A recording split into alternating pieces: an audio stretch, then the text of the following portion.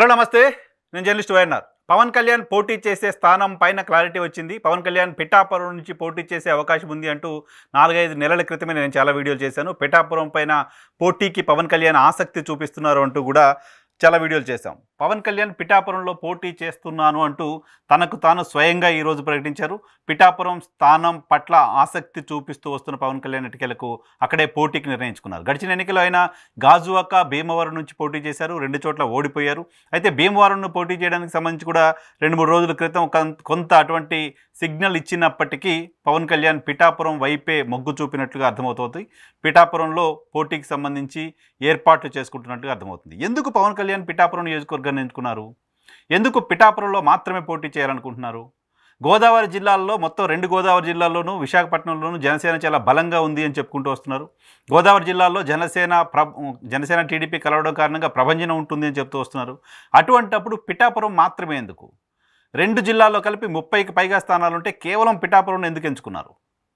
పిఠాపురం చరిత్ర ఒకసారి చూద్దాం. పిఠాపురం నియోజకవర్గంలో పవన్ కళ్యాణ్ సామాజిక వర్గానికి సంబంధించిన ఓట్లు గణనీయంగా ఉన్నాయి. పిఠాపురం నియోజకవర్గంలో 70,000కు పైగా కాపు సామాజిక వర్గానికి సంబంధించిన ఓట్లు ఉన్నాయనేది ఒక అంచనా. 70,000కు పైగా ఓట్లు అక్కడ పవన్ కళ్యాణ్ సామాజిక వర్గానికి సంబంధించిన వాళ్ళ ఓట్లుంటే ఆ సామాజిక వర్గం వన్ సైడెడ్గా పోలరైజేషన్ జరిగినా పవన్ కళ్యాణ్ గెలవడం అనేది చాలా ఈజీగా ఉండే అవకాశం ఉంటుంది. అయితే గతంలో ఒకసారి గతం చరిత్ర చూస్తే 1952 నుంచి ఇప్పటి వరకు 1952లో పిఠాపురం నియోజకవర్గం ఏర్పడితే ఇప్పటి వరకు ఈ నియోజకవర్గంలో విలక్షణమైన తీర్పునిస్తూ వచ్చారు ప్రజలు. ఇప్పటి వరకు 52 నుంచి ఇప్పటి వరకు జరిగిన అనేక ఎన్నికల్లో కేవలం 5 సార్లు మాత్రమే కాంగ్రెస్ పార్టీ గెలిచింది. కాంగ్రెస్ పార్టీ చివరిసారి ఈ నియోజకవర్గాన్ని 1989లో గెలిచింది. దాదాపు 30 సంవత్సరాల క్రితం మాత్రమే కాంగ్రెస్ పార్టీ ఈ నియోజకవర్గంలో గెలిచింది. ఆ తర్వాత మళ్ళీ కాంగ్రెస్ పార్టీ గెలిచిన దాఖలా లేదు. అంతేకాదు నియోజకవర్గంలో అనేక సందర్భాల్లో ఇండిపెండెంట్స్ గెలుస్తూ వచ్చారు. ఇండిపెండెంట్స్కి చాలా సందర్భాల్లో ఈ నియోజకవర్గ ప్రజలు పట్టం కడుతూ వచ్చారు. నేను ఒకసారి మొత్తం 52 నుంచి చెప్తా ఎవరెవరు ఎప్పుడు గెలిచారు. 52లో కమ్యూనిస్ట్ పార్టీ గెలిచింది నియోజకవర్గం నుంచి. అలాగే 55, 60లో ప్రజా పార్టీ గెలిచింది. అలాగే 62, 67, 72లో కాంగ్రెస్ పార్టీ ఇండియన్ నేషనల్ కాంగ్రెస్ గెలిచింది. 78లో ఇందిరా కాంగ్రెస్ గెలిచింది. 83లో తెలుగుదేశం పార్టీ గెలిచింది. 85లో తెలుగుదేశం పార్టీ గెలిచింది. 89లో కాంగ్రెస్ పార్టీ గెలిచింది. అది లాస్ట్ టైం. ఇక ఆ తర్వాత మళ్ళీ కాంగ్రెస్ పార్టీ విజయం సాధించలేదు నియోజకవర్గంలో. 89 చివరిసారి. అలాగే 94లో తెలుగుదేశం పార్టీ గెలిచింది. 99లో ఇండిపెండెంట్ గెలిచారు. ఇండిపెండెంట్స్కి అత్యధిక ప్రాధాన్యత ఉంది నియోజకవర్గంలో. 99లో వీరభద్రరావు, సంగిశెట్టి ఇక్కడ ఇండిపెండెంట్గా విజయం సాధించారు 1999 ఎన్నికల్లో. అలాగే 2004లో టీడీపీ భారతీయ జనతా పార్టీ పొత్తులో భాగంగా దొరబాబు ఇక్కడ నుంచి భారతీయ జనతా పార్టీ అభ్యర్థిగా విజయం సాధించారు. మొత్తం ఉమ్మడి రాష్ట్రంలో భారతీయ జనతా పార్టీ 2 స్థానాలు గెలిచింది. ఒకటి కిషన్ రెడ్డి గారు, 2 ఇక్కడ పెండెం దొరబాబు విజయం సాధించారు. నియోజకవర్గంలో పెండెం దొరబాబు కూడా ఒక చరిత్ర ఉంది. ఆయన 3 సార్లు ఈ నియోజకవర్గానికి ఎమ్మెల్యేగా పనిచేసిన అనుభవం ఉంది. ఆ తర్వాత 2009లో ప్రజారాజ్యం పార్టీ ఎంట్రీ ఇచ్చింది. 2009లో ప్రజారాజ్యం పార్టీ నుంచి వంగ గీత ఇక్కడ ఎమ్మెల్యేగా ఎన్నికయ్యారు. వంగ గీత ఆమె అప్పుడు తెలుగుదేశం పార్టీకి సంబంధించిన అభ్యర్థి పైన కేవలం 1000 ఓట్ల ఆధిక్యతతో విజయం సాధించారు. అప్పుడు కాంగ్రెస్ పార్టీ అభ్యర్థిగా పోటీ చేసిన కాంగ్రెస్ పార్టీ అభ్యర్థి కూడా 43,000కు పైగా, కాంగ్రెస్ పార్టీ అభ్యర్థి పైన 3,000 ఓట్లు, తెలుగుదేశం పార్టీకి సంబంధించిన అభ్యర్థి కంటే 1000 ఓట్లు అధికంగా తెచ్చుకున్నారు. సో ప్రజారాజ్యం పార్టీ 2009లో గెలిచిన 18 స్థానాల్లో పిఠాపురం స్థానం ఒకటి. అలాగే Varma SVSN Varma 2014లో TDP, Janasena, Bharatiya Janata party కలిసి పోటీ చేశాయి. అలాగే వైఎస్ఆర్ కాంగ్రెస్ పార్టీ విడిగా పోటీ చేసింది. ఇండిపెండెంట్గా పోటీ చేసిన అప్పటి ఎమ్మెల్సీగా ఉన్న SVSN వర్మ ఇండిపెండెంట్గా పోటీ చేసి విజయం సాధించారు. భారీ విజయాన్ని సాధించారు. దాదాపు 40,000కు పైగా ఓట్లు సాధించారు. 2014 రిజల్ట్ చెప్తున్నాను నేను. 2014లో 97,500 ఓట్లు వర్మ గారికి వస్తే 50,000 ఓట్లు వైఎస్ఆర్ కాంగ్రెస్ పార్టీకి వచ్చినాయి. టీడీపీ, జనసేన, భారతీయ జనతా పార్టీ కూటమి అభ్యర్థికి 15,000 ఓట్లు వచ్చినాయి.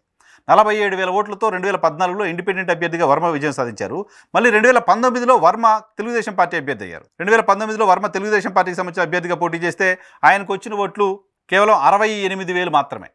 అక్కడ పెండెం దొరబాబు వైఎస్ఆర్ కాంగ్రెస్ పార్టీకి సంబంధించిన అభ్యర్థిగా 2019లో పోటీ చేస్తే 84,000కు పైగా ఓట్లు ఆయనకు వచ్చాయి. 84,000 ఓట్లు ఆయన సాధించారు గడిచిన ఎన్నికల్లో. అయితే ఇక్కడ ఇప్పుడు 2019కి సంబంధించిన సెన్సెస్ నేను మళ్ళీ ఎందుకు చెప్తున్నాను అంటే 2019 ఎన్నికల ఫలితాలను ఒకసారి మీకు చూపిస్తే 2019లో వైఎస్ఆర్ కాంగ్రెస్ పార్టీ ఇక్కడ 15,000కు పైగా ఓట్ల మెజారిటీతో విజయం సాధించింది. కానీ నియోజకవర్గంలో 2019లో జనసేనకు వచ్చిన ఓట్లు 28,000.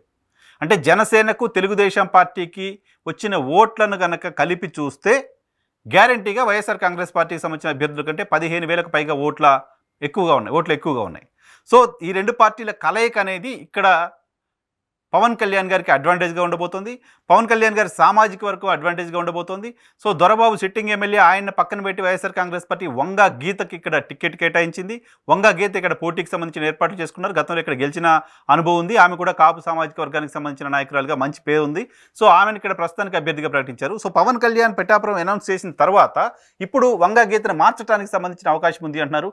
వంగా గీతను మారిస్తే ఎవరికి ఇస్తారు? వంగా గీతను మారిస్తే ఆ నియోజకవర్గంలో ముద్రగడ పద్మనాభంని పోటీ చేయించవచ్చు లాంటి ఒక ప్రచారం జరుగుతుంది. ప్రచారం మాత్రమే కాదు, ముద్రగడ పద్మనాభం గతంలో ఓపెన్గా పవన్ కళ్యాణ్కి ఛాలెంజ్ చేస్తూ వచ్చారు.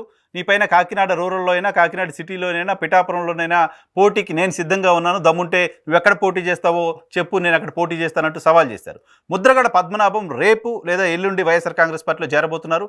పవన్ కళ్యాణ్ ఇప్పటికే పిఠాపురం అభ్యర్థిగా ప్రకటించబడి ఉన్నారు. సో వంగా గీతను కనుక అక్కడ నుంచి తప్పిస్తే ముద్రగడ పద్మనాభంకి అక్కడ అవకాశం కల్పించే అవకాశం ఉంది వైఎస్ఆర్ కాంగ్రెస్ పార్టీ. సో అప్పుడు చాలా ఇంట్రెస్టింగ్ ఫైట్ గోదావరి జిల్లాలో పిఠాపురం కేంద్రంగా జరగడానికి సంబంధించిన ఆస్కారం ఉంటుంది. సో వంగగీతను ఉంచుతారా, ఆమెను మార్చేసి ముద్రగడను పెడతారా చూడాలి. మొత్తంగా నియోజకవర్గం ఇండిపెండెంట్లను, ఇతర పార్టీలను, తెలుగుదేశం పార్టీని ఆదరిస్తూ వచ్చింది. కాంగ్రెస్ పార్టీకి చాలా తక్కువ అవకాశం. తెలుగుదేశం పార్టీ ఆవిర్భవించిన తర్వాత కాంగ్రెస్ పార్టీ నియోజకవర్గంలో ఒక్కసారి గెలిచింది. 42 ఏళ్ల తెలుగుదేశం పార్టీ చరిత్రలో కాంగ్రెస్ పార్టీ ఒక్కసారి మాత్రమే పిఠాపురం నియోజకవర్గాన్ని గెలిచింది. కాబట్టి ఇది యాంటీ కాంగ్రెస్ కాన్స్టిట్యున్సీగా చూడాలి, ఇండిపెండెంట్లని ఆదరిస్తున్న కాన్స్టిట్యున్సీగా చూడాలి, కాపు సామాజిక వర్గానికి ప్రాబల్యం ఎక్కువ ఉన్న నియోజకవర్గంగా చూడాల్సిన అవసరం ఉంటుంది. సో తెలుగుదేశం పార్టీకి హోల్డ్ ఉన్న నియోజకవర్గంగా కూడా చూడాల్సిన అవసరం ఉంటుంది. తెలుగుదేశం, జనసేన పొత్తు పెట్టుకుని ఉన్నాయి కాబట్టి, అంతేకాదు భారతీయ జనతా పార్టీ కూడా హోల్డ్ ఉన్నట్టుగా చూడాలి. ఎందుకంటే భారతీయ జనతా పార్టీ కూడా ఈ స్థానంలో ఒకసారి విజయం సాధించింది. సో ఇప్పుడు ఈ మూడు పార్టీలు కలిసి పోటీ చేస్తున్న నేపథ్యంలో పవన్ కళ్యాణ్కి చాలా స్ట్రాంగెస్ట్ కాన్స్టిట్యున్సీగా పిఠాపురం నియోజకవర్గాన్ని చూడడానికి సంబంధించిన ఆస్కారం కనపడుతోంది.